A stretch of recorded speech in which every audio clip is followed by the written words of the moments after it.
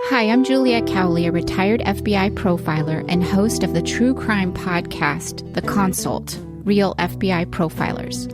If you're fascinated with true crime and criminal profiling, then join us as we discuss real cases and examine the behavior exhibited before, during, and after the commission of the crime. You can listen to The Consult wherever you get your podcasts. It's as close as it gets to being in the room with the FBI's Behavioral Analysis Unit.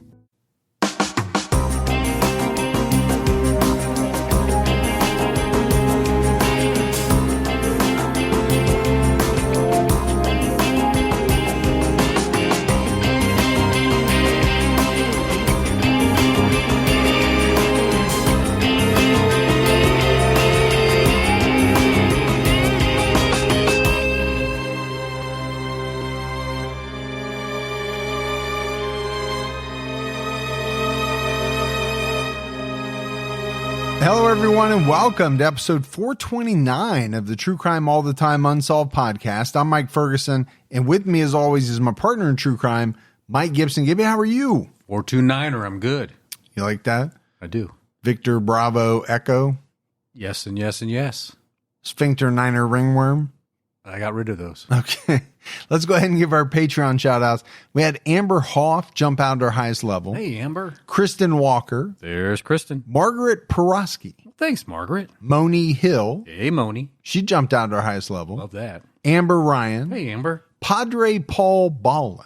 Thanks, Padre Paul. Tamara Moore. I love that name, Tamara. And last but not least, Noah. Well, thanks, Noah. And then if we go back into the vault, this week we selected Nicole Dutcher. Well, thanks, Dutcher. So we appreciate all the support. We also have a brand new episode out right now on True Crime All the Time, where we're talking about the McStay family murders. Joseph, his wife Summer, and their two young sons. They went missing in February 2010. Their bodies were found in California 3 years later. And there's a lot to this case. It's a pretty infamous case. So I don't want to give anything away, anything that people don't already know, but it's a good episode. Check it out. Definitely check it out. All right, buddy. Are you ready to get into this episode of True Crime All the Time Unsolved? I am. We're talking about Matthew Flores. Matt Flores was murdered in his workplace parking lot on a seemingly normal morning in March 1994. 3 decades later, investigators haven't identified a suspect. They haven't really even come up with the motive for the murder. And that makes it very difficult to solve. Yeah, the motive sometimes is key to really finding that direction to head in. Matthew Donald Flores was born on May 17th, 1967. He was the first child of Donald Flores and Ellen Morrow. Matt's elementary school teacher, Denise Zavada, recalled that he befriended students who were picked on and brought them into his group. Kind of like a protector. Yeah, like a My Bodyguard. Good film. Scenario, a good film. Throughout his school years, Matt was a popular and athletic student. He played JV football until he collided head-on with another player during a game, which cracked a vertebra in his neck.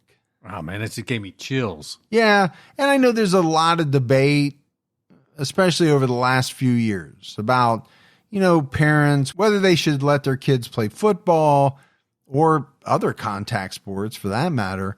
Obviously, there are dangers. There are things that can happen. The one thing that I will say is I learned so much from playing team sports that, some of that I still use today. I can recall many meetings with you where you kept on saying, Gibby, there is no I in team. Well, there isn't. But also, you sometimes were not a team player, and I had to point that out. Well, that's why you were saying that. Yes. Matt switched to baseball after his injury. His coaches said that he wasn't the best player on the team, but he was a hard worker and was later voted most valuable player. Hard work pays off. It does, usually. Sometimes you can work really, really hard on something and get no payoff whatsoever. Oh, I know what that's about. Sometimes you can barely work at all and things pay off like crazy. And I also know what that's about. You've been on both ends of the spectrum. Matt met his future wife, Denise LePage, age. In the fall of 1984, he was a senior in high school, and she was a freshman nursing student at Rhode Island College. They first saw each other at a gas station, and both thought the other person was attractive. He was at one pump. She was at the other pump. The sparks flew. Sparks flew. Not literally, though, because that would blow up the gas station. Yeah, that would. But, how many times is this type of scenario what kind of starts a relationship? Right? There has to be, at least on some level, a certain physical attraction. Oh, yeah. Now, the thought is that once you get to know the person, that attraction deepens because, you like the person inside, the person who they are. But I think more than not, it often starts out from a physical attraction. They've done experiments on this. I know there's that show on Netflix that comes out every year where they have like so many couples and pods, and they go around and talk to the opposite sex and try to, get some relationship going just on knowing each other without having any physical contact. Yeah, I watch a lot of Netflix. I've never seen that show. I'm sure if that popped up in my preview, I would be like, skip. That does not sound like my kind of show. It can happen that way, right? You cannot be attracted to a person, but fall in love with them over time. Denise told her best friend Donna that she thought Matt was cute. Donna happened to be dating Matt's best friend, Christopher Daft, who relayed the news to Matt. Oh, man, and that's a scenario that really takes me back. You think about middle school, high school, so-and-so thinks you're cute. What do you think about them? Yeah. I think I was usually, yeah, why not? I think your go-to answer was, yeah. Yes. Soon after this, a mutual friend threw a party that Matt and Denise both attended. They went on their first date the next day. And I know I keep hearkening back, but, I kind of remember a lot of those first dates and the feeling that you get. And then obviously with me being married for 30 years, the love is much deeper, but that kind of first date feeling, you're not going to have that. You can't. No. I just remember all my first dates where I'm just like, does this mean I have to get my wallet out? How can I avoid getting my wallet out? Yeah. And then, you bring up the subject of going Dutch and the date starts to go downhill very quickly. Just really didn't go over well. Because she ordered the lobster thermidor, and you're like, I'm not paying for that. Like, I didn't think you were going to get that. I got the cheapest sirloin they had. When I said, help yourself on anything on this menu, as I drew a circle around the kids' these two meal. items. The kids' meals. Denise spoke to the Providence Journal about Matt and said, he was so loving and generous and honest. He was full of drive and ambition. He was such an optimist. He never let anything get him down. Man, I love optimistic people. Well, if you have your choice, do you want to be around an optimist or do you want to be around a pessimist? Do you want to be around Debbie Downer all day long? Yeah, I'll skip the Debbie Downer. Yeah. Give me somebody who's fun to be around, who's, looking at life as though it's an adventure, not a Greek tragedy. Yeah. After graduating high school, Matt studied engineering at the University of Rhode Island. He was able to attend college with an ROTC scholarship. The students in Matt's ROTC class recalled that he was cool under pressure and a quick problem solver. A needed talent. His classmate, James Poland, told the Providence Journal, he didn't walk on water. He just did things and did them right. I don't think anybody who knew Matt would resent him. Everything he got, he worked for. He was very outgoing, but never belligerent. Always wanted to have a good time, but never get in an argument. If Matt was in the right, he would hold his ground, but he wouldn't go looking for trouble. In the summer of 1988, Matt's ROTC unit went to Fort Bragg, North Carolina, for a 6-week training exercise in which over 2,000 cadets faced logistical, tactical, and obstacle exercises Matt earned a perfect rating from his commanding officers.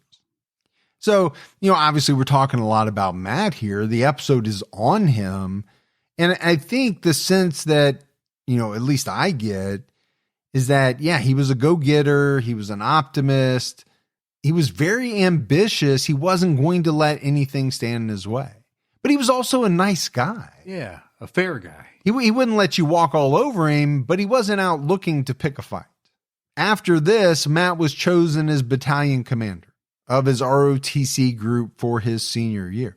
Matt was also a member of the Tau Kappa Epsilon fraternity. He organized and ran charity events.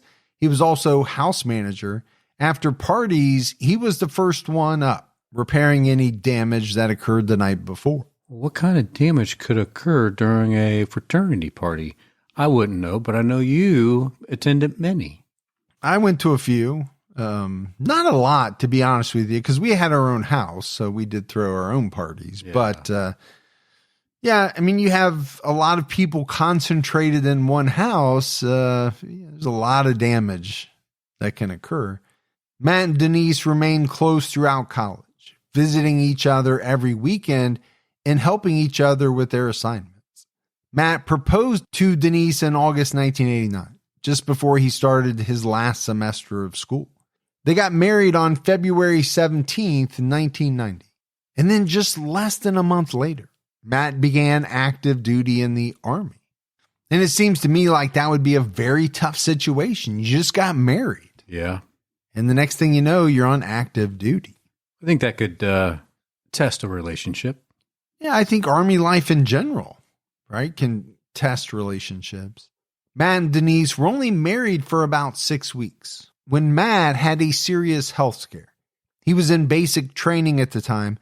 During morning exercises, he felt something pop in the back of his left leg. Matt went to the hospital, and doctors found a massive blood clot in the vein that ran from his hip to his knee and a suspicious dark mass in his hip. That would be scary. Yeah, that would be scary at any age, but I think very scary for, someone in their early 20s? You're not expecting something like that. No, especially being as healthy as he was. Right. He obviously had to have been pretty physically fit because he had gone through all this training. The clot was too large to remove surgically, so doctors planned to dissolve it with medication. This was a risky procedure because the clot could have broken up and lodged in a vital organ. Matt was transferred to an Army hospital in D.C. A CAT scan suggested he had Hodgkin's lymphoma, but the mass disappeared suddenly and inexplicably. So a big time scare. Yeah. On top of the blood clot, it was thought that he had Hodgkin's lymphoma, which is a very serious disease. But then it's gone. After receiving treatment for the blood clot, Matt could have taken medical disability, but he wanted to get through active duty.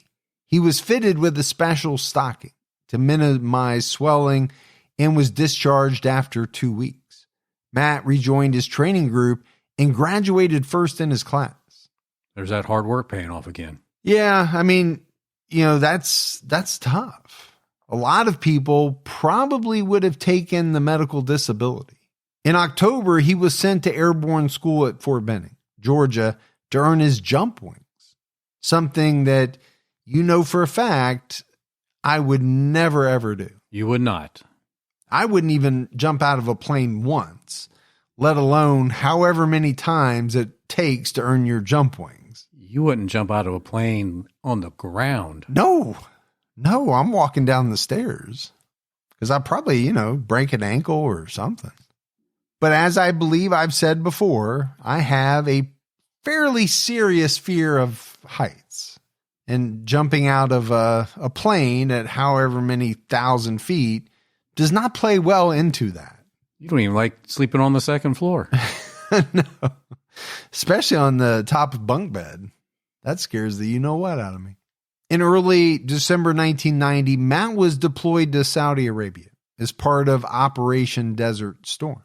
He was a second lieutenant and commanded a group of 90 automotive armament specialists who maintained and repaired all the vehicles and equipment used by combat soldiers at the front. Matt returned to the U.S. in March 1991. He was stationed at Fort Stewart, Georgia. Matt was later promoted to first lieutenant and was responsible for around 200 soldiers and the maintenance and repair of about 2,000 vehicles. It's pretty impressive. It really is. I think even more so given this health scare that he had. He basically said, you know what? I'm not leaving. I'm sticking with it. And it's pretty commendable. Denise worked as an OR nurse. Matt and Denise were happy, and those who knew them said they were deeply in love. Denise told the Providence Journal, the tough times we had made us stronger. Even the war. We didn't take things for granted. They decided they were ready to start a family, and their daughter Danielle was born in July 1993. A month before, in June of that year, Matt was assigned to the new 924th Aviation Support Battalion at Hunter Army Airfield in Savannah.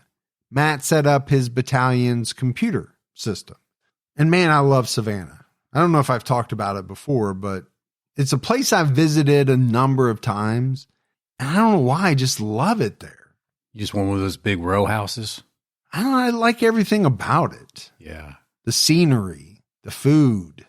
The haunted stories. There is a lot of haunted things. Matt was fascinated by computers and technology.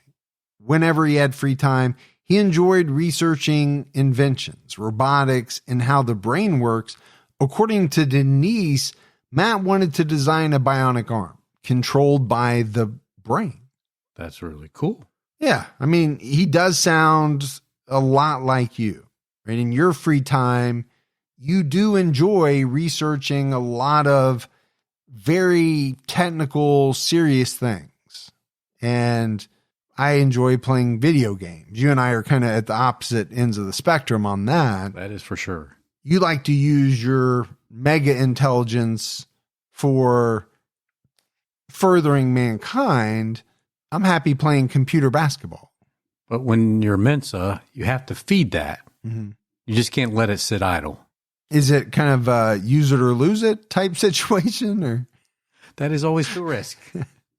Matt also designed a vein valve, a device that could prevent blood from pooling in his lower leg and foot, which was a complication of the undissolved portion of the blood clot in his vein. So, number one, he's very ambitious. I think that's evident. He also seems to be very intelligent. He does. Dr. Irvin Deloach, one of the physicians at Denise's workplace, was impressed by Matt's engineering abilities and met with him about designing two medical devices he'd conceptualized. One of the devices was meant to drain blood during and after surgery, and one was meant to deliver oxygen during surgery. Matt developed the specifications, and a friend of Dr. Deloach was going to build prototypes. Matt and Deloach signed a contract, giving them an equal share in the projects. Back in 1992, Matt caught the attention of Roger Cameron from Cameron Brooks Incorporated, which helps junior military officers find corporate jobs after their service. They match people to Fortune 500 companies in hopes that they will eventually have upper management positions. In his interview with Roger Cameron, Matt spoke about his passion for computers and robotics and said he wanted to have his own company one day. According to the Providence Journal, Cameron told him to recant that statement in writing. In April 1992, Matt wrote, "I have decided that I would like to pursue a career in corporate America and someday rise to a top-level management position in a corporation. The advice you gave me helped me reorient my career goals and set my sights on going to the top of a major corporation." So I think he was trying to tell them, let's not go down that avenue because that's not going to help me get you a position with a corporation. Corporations are going to want somebody that wants to be there for them and not one day want to leave and start their own corporation. Yeah, that makes a lot of sense to me, what you're saying. True Crime All the Time Unsolved is brought to you by Progressive Insurance. Fiscally responsible, financial geniuses, monetary magicians, These are things people say about drivers who switch their car insurance to Progressive and save hundreds. Because Progressive offers discounts for paying in full, owning a home, and more. Plus, you can count on their great customer service to help you when you need it, so your dollar goes a long way. Visit Progressive.com to see if you could save on car insurance. Progressive Casualty Insurance Company and Affiliates. Potential savings will vary. Not available in all states or situations. With so many options, why choose Arizona State University? For me, the only online option was ASU because of the quality. Their faculty was really involved with their students and care about your personal journey. The dedication to my personal development from my professors, that's been extremely valuable to me. Earn your degree from the nation's most innovative university. Online. That's a degree better. Explore more than 350 plus undergraduate, graduate, and certificate programs at asuonline.asu.edu. In early 1994, just 2 months before he was discharged, Matt went to a Cameron Brooks job fair. He interviewed with 9 companies, and 8 of them scheduled follow-up interviews. One of those was Applied Materials, Inc., based in Santa Clara, California.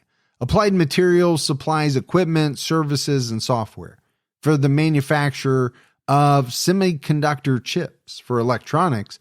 Applied Materials is the second largest supplier of semiconductor equipment in the world. Big company. Seems like a good company to work for. Sure. Matt accepted an offer from Applied Materials. In February 1994, he was hired as a field process engineer. After 2 months of training, he would be assigned to the company's Dallas office. Matt, Denise, and their daughter Danielle moved to California in early March 1994 for Matt's training. Denise told Unsolved Mysteries, "It was our new start in life as a family, us making decisions instead of the military. This was his dream come true. He finished with the military, he'd done everything right, and now he landed the job of his dreams." And now it's all in their hands. They have control. Well, the one thing you'd have to say is that life for, Matt, Denise, their daughter, for their whole family just seems to be in full motion. Yeah. Things are moving in the right direction. March 24th, 1994 was Matt's 9th day of training.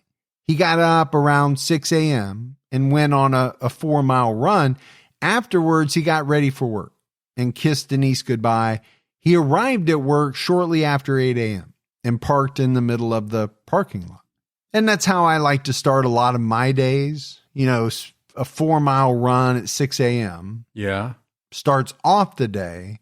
Is this all in your head? This is while I'm sleeping. Yeah. I dream that I'm running 4 miles. In reality, I didn't go to bed till 3.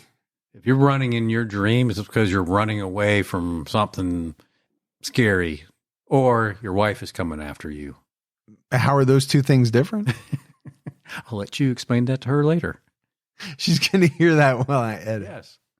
But in all seriousness, I think this goes back to the military life, right? The military training. I think if it teaches you anything, it teaches you discipline. Yeah, well, I believe that. You have to be disciplined to get up early and go on a 4-mile run. Now, people do it who weren't in the military, but I've known a lot of people who were in the military. They seem to get up early, even when they're back in civilian life. They're just used to it, and that's how they do it. Yeah, it's very structured. Another employee was sitting nearby in her car, listening to the radio. She heard a popping sound and turned just in time to see a body slump by the driver's door of the car. She got out to see what happened and found Matt in a kneeling position. He had been shot once in the back of the head. Officers and paramedics declared Matt dead at the scene. He was killed by a large caliber handgun, fired just about 1 to 2 feet away. Matt's briefcase and work papers were on the ground near his body. Investigators think he had just gotten out of the car and was leaning in to get his jacket when he was shot. He likely did not see the killer coming. I would think with his military training, if he did see the killer coming, he would have at least made some type of noise. He would have attempted to do something. Well, he would have been more ready for it than the average person. Yes. Right, with the training that he had received. So I think it's that coupled with the fact that he was shot in the back of the head, pretty easy for investigators to kind of come up with the theory that they did. Investigators do not believe it was a random act of violence. They think Matt was likely targeted. It appeared the killer knew what they were doing. Police found no shell casings, and there were no signs of a struggle. So just no Joe Blow walking by deciding to shoot somebody at that moment. No, which unfortunately does happen. I don't know why, but people randomly just kill to kill. Maybe for the thrill of it or whatever, but that's not what they believe happened here. Now, the one thing that struck me was that they didn't find any shell casings. So if it was one shot to the back of the head, that means that the killer had the wherewithal and took the time to pick up their brass. And that shows a level of knowledge, forethought, planning. And what are the reasons that someone would want to pick up their brass? Well, it could have their print on it. And then you have the ballistics angle. Yeah. I think those are the big two. A lot of people don't think about that. When you're loading a magazine, most people use their thumb, but your thumb is pressing down on each one of those rounds, right? As you load the magazine, your fingerprint's going to be on there, more than likely, unless you use a glove. But what this screams out to me, Gibbs, is, this is not a novice. This is someone who knew what they were doing. Professional hit? I don't know if it was a professional hit, but this is something that a professional hitman you would think would do. And I think hitmen prefer back of the head or execution style shots. Yeah, I believe so as well. Despite the fact that there were several security cameras in the parking lot, the murder occurred in a blind spot. According to the Providence Journal, applied material security cameras were black and white, grainy, and they couldn't pan. However, they did capture suspicious vehicles in the parking lot that morning. So one question I have is, did this person know, the shooter, that they were in a blind spot and were not going to be picked up by a security camera? Maybe they had done some scouting. And if that's true, then that makes me believe that they were a professional. Or at least someone very knowledgeable. At 7:52 a.m., a two-door sports model Ford Explorer, possibly green or blue, began circling the parking lot. The Explorer went east and pulled into a parking spot near the driveway entrance with the windshield directly facing the camera. A white two-door Ford Probe entered the frame and passed behind the Explorer. The Explorer pulled out and followed the sedan. Almost immediately, the Explorer returned and parked in the same spot. Matt drove into the parking lot at 8:11 a.m. By the next camera image, the Explorer was gone. Matt was shot about 90 seconds later at 8:14 a.m. 20 seconds later, the Explorer passed in front of the camera, heading to the exit. Unsolved Mysteries noted that the Ford Probe looked similar to Matt's rental car, a white Chevy Corsica. Sergeant George Teal of the Santa Clara PD told Unsolved Mysteries, if somebody were to watch the videotape and see the activities of the vehicle that morning and to see it leave right after Matt was shot, they certainly could say the vehicle was stalking Matt that morning. But Teal thought the murder could have been a case of mistaken identity because the Ford Explorer followed a car that looked like Matt's. The Ford Explorer is believed to be a two-door sport model manufactured between 1991 and 1994. It has distinctive black trim on the lower panels. The police couldn't make out the license plate or the number of people in the vehicle. So, this is interesting, right? The cameras weren't great, but they did capture some stuff. You'd have to say this Ford Explorer was acting suspiciously. Yeah. And I don't think it's a leap to think that the shooter was driving this Ford Explorer.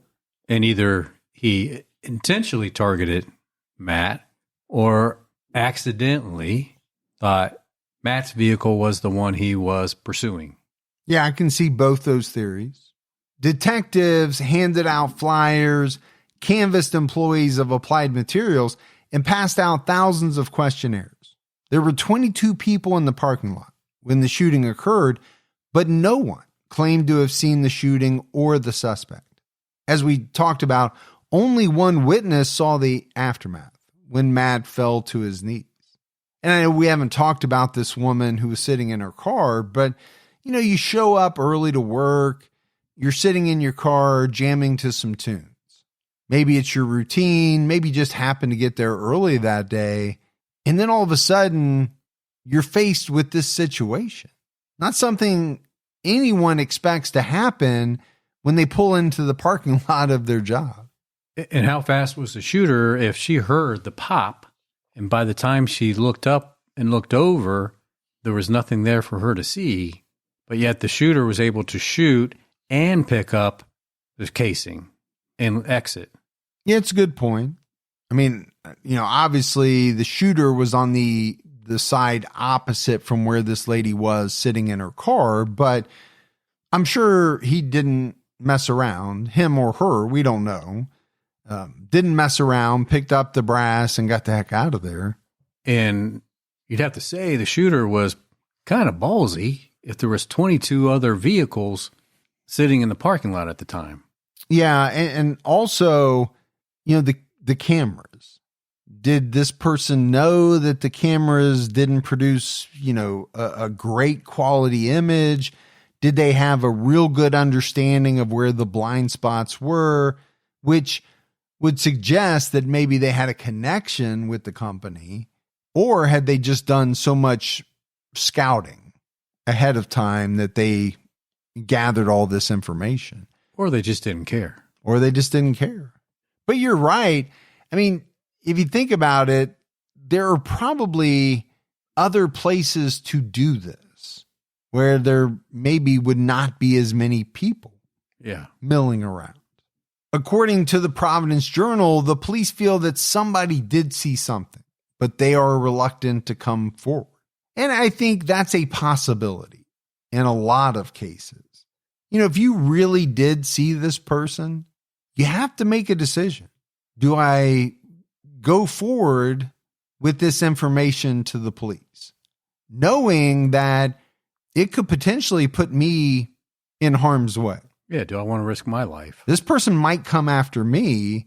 The flip side of that is your omission may be letting a killer walk free, but that may not be the easiest choice to make for some people. I'm sure they would think, well, if this killer was willing to shoot him in this open parking lot, what's going to stop them from pursuing me? Matt's family was devastated and wanted answers. They had no idea why someone would want to kill him. Denise told the East Bay Times in 1996, "I've gone over every nook and cranny of our lives. I don't come up with any answers, just questions." Matt's mother, Ellen, told Unsolved Mysteries he was never involved in anything in terms of drugs, gambling, fooling around, any of the things that you would think would lead to being murdered. Yes, you have to think, okay, what could be the reason for someone wanting to murder him? Was it road rage event that happened that morning? Was it something happened when he was out jogging? Was it tied to the invention? Or could it be that he was into some things that his wife and mother didn't know about? I think that's always a possibility. Yeah. I'm not trying to besmirch this man's reputation, but I think you have to, leave that as a possibility on the table. Then you can also wonder, was it something to do while I was in the military, or just wrong person? Denise said in her interview for the show, "Whoever did this to him, I want them to know what they've taken. 1 minute, life was great. We had everything. And the next minute, it was shattered. I don't think that Danielle remembers him anymore. She was too little. I plan on showing her all the videos that we have So she knows what kind of daddy she had, but she won't know what it feels like for daddy to hug her. I lost everything that day. And I mean, I think that tells you everything. Sure does. About the anguish and heartache that follows a killing like this. You rip the family apart. They'll never be the same. Now, they may go on. Life goes on, but it's not going to be the same. It can't be. Detectives flew to Rhode Island and Georgia to investigate Matt's background and his military career. They looked into his bionic arm design and took files from his home computer. None of these efforts pointed to a motive. And you mentioned, his inventions or the things that he was working on with this doctor. Right. As a possible motive. Police looked into some of this stuff. They just couldn't find anything. Denise was questioned extensively about Matt's finances. Investigators wanted to know if he had debts, if he gambled, and if he had a will. Denise was never told she was a suspect, but it was obvious to her that she wasn't fully cleared. She hired a lawyer to protect herself. And unfortunately, that's always going to happen, right? The spouse is going to be looked at. Pretty normal. Some had questions about Matt's stepfather, Mike Morrow. Matt's parents divorced when he was 14. Mike was a correctional officer in the Rhode Island juvenile system, and there was speculation he was involved with the mafia. Mike admitted to the East Bay Times that he did talk to mobsters when he was young, saying, in Rhode Island, you can't help but run with that crowd. Everybody is connected to everybody. It's so small, you can't help it. But these days, I never see them. I don't know where they are. Most of them are dead. I did not know that there was such a mafia scene in Rhode Island. Yeah, back then, in Providence, you had some mafia right there. Spend a lot of time in Providence, did you? Try to avoid Providence. But you seem to know a lot about it. Maybe you conducted some jobs in Providence over the years. Mike also wondered if he unintentionally provoked the murder. He explained, you go through a career in law enforcement. You're going to piss a lot of people off. I thought, who did I lock up, who was out, and would have taken revenge? And okay, I understand that thought process, but why wouldn't they have taken revenge on Mike? Why murder his stepson? Yeah, I mean, the only thing I can think of, they thought, well, we're really going to hurt you here. That's going to hurt you more? Yeah. Yeah, possibly. If that was the case, why not his wife? You think that would hurt even more? Mike reviewed his case files, but nothing stood out to him. He also doubted that someone with a vendetta against him would follow Matt across the country. And that's the other thing to talk about, right? He's in Rhode Island. Matt is killed in California. Yeah, that's a pretty good distance, but I mean, I guess you can't really limit it out. I mean, they could jump on a plane. Oh, yeah, not hard to do, but again, why? Why do that? Yeah. If we're talking about vendetta, if we're talking about getting revenge, it just seems like there would be easier and closer ways to do it. Over the years, there has been some speculation about whether the murder was possibly connected to Matt's new job.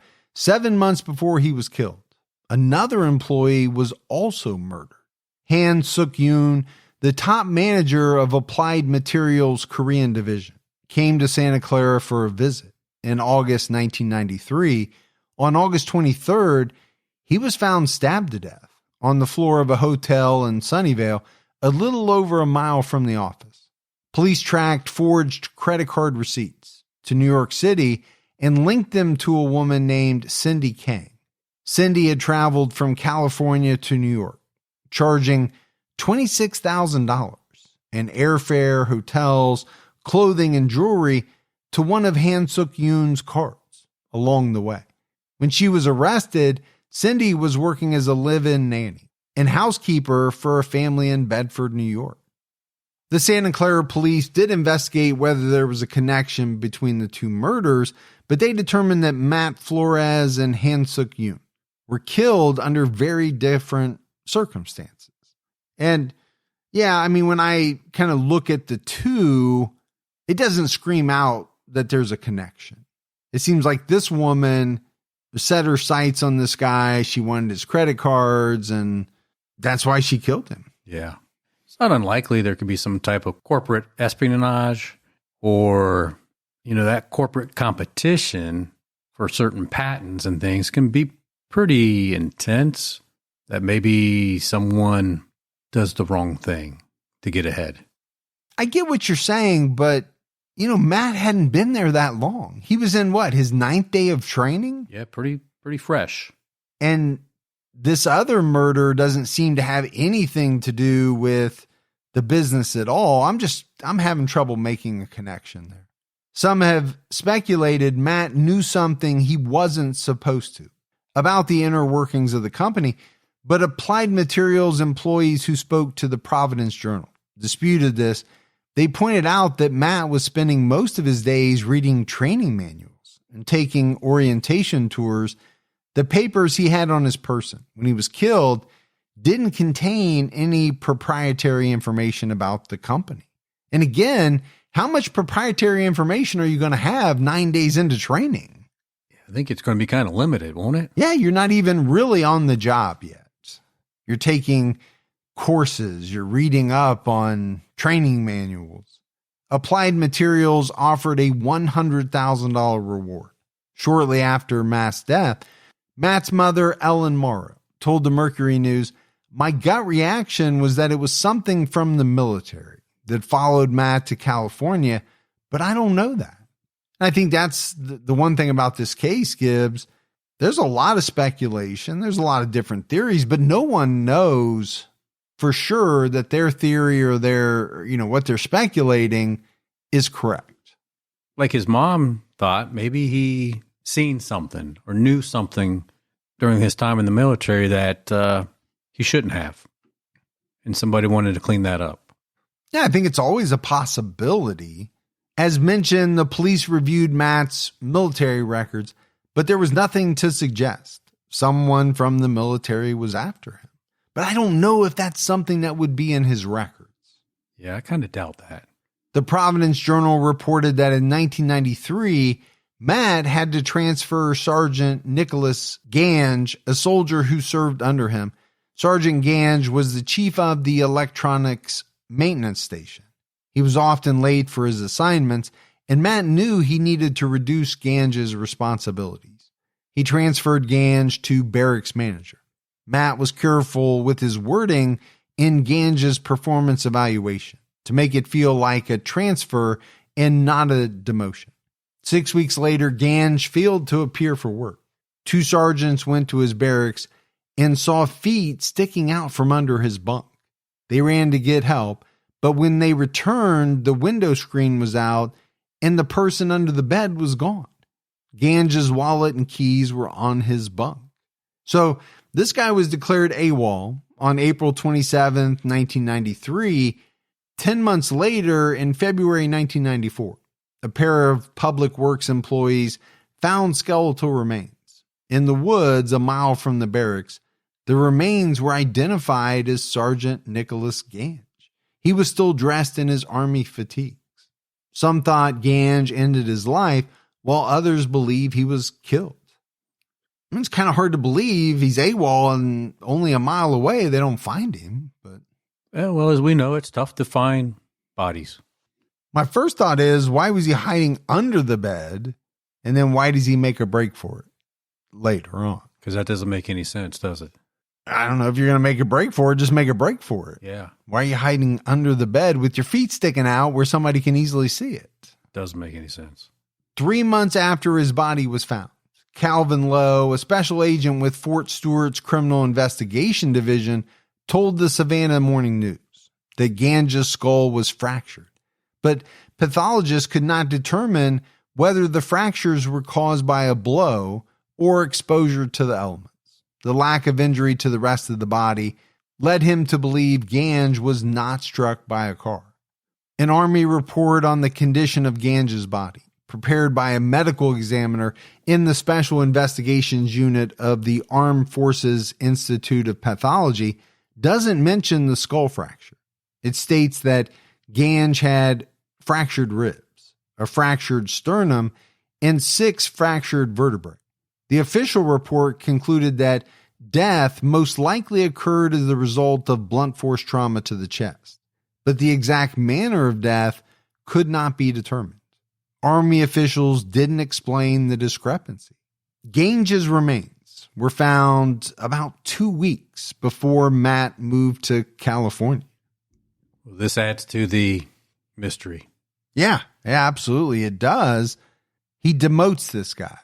I'm sure he wasn't happy about that. Then this guy ends up dead, and within 2 weeks, Matt and his family moved to California. Now, either that is all coincidental, or there's something to it. And then shortly, Matt is found dead. Denise said that she remembered Matt demoting Sergeant Gange, but the name didn't stand out when the news spread about his body being found. She told the East Bay Times, if something was really weighing on Matt's mind, we would talk about it, but I don't recall him ever talking about that. Santa Clara detectives who traveled to Georgia knew that Gange once worked under Matt. They searched the residence of Staff Sergeant Mark Hoyle, a friend of Sergeant Gange, and interviewed him at least 3 times. Hoyle said he last saw Gange on April 25th, 1993. They spent the day fishing. Hoyle invited Gange to dinner the next night. He accepted the invitation but never showed up. Hoyle looked for him several times that week and was told Gange was around someplace. Hoyle noted that Gange was listed as AWOL on April 27th, but the search didn't start for 2 days. He couldn't imagine why anyone would want to harm Gange unless he saw something he shouldn't have. Some thought that Gange might have been struck by a vehicle while running because he was found 50 feet from a roadway. However, Hoyle said this was unlikely because Gange was not found in an authorized training area, and Gange wasn't fond of jogging if it wasn't required. Gange's father, Hugo, told the Providence Journal, something is wrong. I can feel it. Maybe my son knows something, and Lieutenant Flores knows something. It's connected. I want to find out exactly what happened. You know, there's a lot of mysterious things going on here. And It makes you wonder, maybe there is some connection. Yeah. Somehow. I mean, both of these guys end up dead. Could they have known something that caused someone to want to kill them? And I would say yes. But there doesn't appear to be any clear connection between the murder of Matt Flores and the death of Nicholas Gange. In the fall of 2010, Matt's stepfather, Mike Morrow, wanted to revive the focus on the case, so he contacted a Rhode Island talk show hosted by former Providence Mayor Buddy Cianci, who started the show after serving time on a federal racketeering charge. Because that's what you do when you're a former mayor who gets out after, serving time on federal racketeering. Yeah, you do a talk show. Absolutely. That day, he was interviewing former California State Senator Joe Simitian. During the show, someone from the station brought in a note for Simitian from Mike Morrow. Morrow wanted Simitian to call, but not on air. The two of them spoke, and Simitian led efforts to get the case in the public eye in 2011. Applied Materials also presented their $100,000 reward again. Mike Morrow asked for Simitian's help again in 2016. He contacted Applied Materials, and the reward was reissued in May of that year.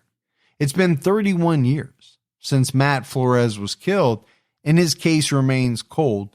Authorities suspect it was a targeted attack, but there's no clear motive. So far, the biggest clue in the case remains the Ford Explorer that left the parking lot seconds after the shooting, but the driver remains unidentified. And I think, as you said, Gibby, there are quite a few mysteries in this case. I mean, this Ford Explorer, to me, seems to have been driven by Matt's killer. I think most people believe that. Sure. You have this other employee of Applied Materials who's murdered. I don't think that has anything to do with Matt's murder, not that I can tell. But the connection, with Gange and the Army, there could potentially be something there. Could be. But I think all of this is what kind of makes some of these cases so fascinating, not being able to kind of zero in on a motive, right? We said it earlier, kind of makes it hard to know what direction to go in. But I do think this is a case that can be solved. I do think there is at least one person, if not more than one person out there who knows exactly what happened. Probably in addition to the actual shooter. Yeah, definitely going to be someone that has to step it up and come forward with some information. But that wouldn't be out of the realm of possibility. It's just something we'll have to wait and see on. But that's it for our episode on Matt Flores. We got a couple of voicemails. You want to check those out? Yeah, let's hear them. Yo, the cricoid cartilage is what is attached to the hyoid bone. It's also commonly known as the voice box, or lends its distinctive shape to being called the Adam's apple. It's where the vocal cords are. It's kind of at the top of the trachea there. And direct compression on it from manual strangulation will definitely break it. And, so there you go. Sorry about the goats and the sheep making noise. They're crazy.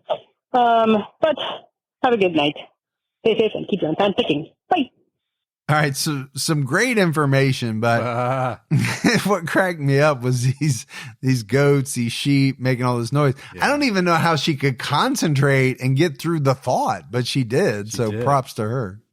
Hey guys, love the show. I'm sorry, I'm sitting here cracking up, just laughing my butt off because every time that Mike says something, well, why would he lie about it? Gibby's like, yeah, why would he lie? And then Mike said something like, but why did he kill her? The defense attorney's like, he has no motive to kill her. They're perfectly happy. And there's Gibby. Yeah, why? Why would he do it? The flip-flopping just kills me every time. Thanks, guys, for keeping us entertained. Love the show. Keep your own time ticking. Now, I'll be honest with you. That one cracked me up because, that's just Gibby adding his invaluable information. Exactly. That's me just adding some invaluable information. Or saying exactly what I just said. Or just saying exactly what Fergie just said. Kind of like we call that parroting. A little bit. Parrot. It's funny, though. It's really not that funny. It's funny to me. It is funny. It is, really is. But that's it for another episode of True Crime All the Time Unsolved. So for Mike and Gibby, stay safe and keep your own time ticking.